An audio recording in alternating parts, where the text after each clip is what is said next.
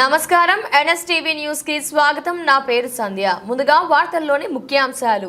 జగిత్యాల జిల్లా మెట్పల్లి పట్టణంలోని ఇందిరానగర్ 3వ వార్డులోని అంగన్వాడీ కేంద్రంలో అన్నప్రసన్న కార్యక్రమాన్ని ఘనంగా నిర్వహించారు. ఈ కార్యక్రమానికి 3వ ward councillor Battula Naresh, Arise Murali, anganwadi supervisor Prathibha ముఖ్య అతిథులుగా హాజరయ్యారు.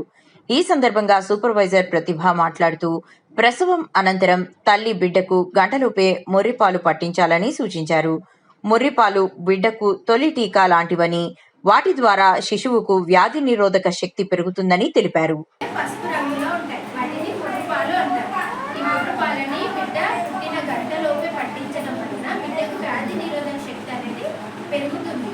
ఆ పాలు పట్టించకుండా బిడ్డ పుట్టగానే బయటకు తీసుకొస్తారు కదా, ఈ అమ్మమ్మ నాన్న ఉంటారు బయట. వాళ్ళిద్దరు ఏం చేస్తారో, ఒకరు తేనె అంటారు, ఒకరు ఆవు పాలు అంటారు. అయిపోయి అందులో ఒకరు ఉన్నారు. అది కరెక్టేనా? కాబట్టి మీరు డెలివరీ అయ్యే ప్రతి మదరు లోపల సిస్టర్కి చెప్తా ఉండాలి, డాక్టర్కి చెప్పాలి, నేను డెలివరీ అవుతున్నా, నా బిడ్డకి మీరు వాళ్ళే పట్టిస్తారు ఫస్ట్.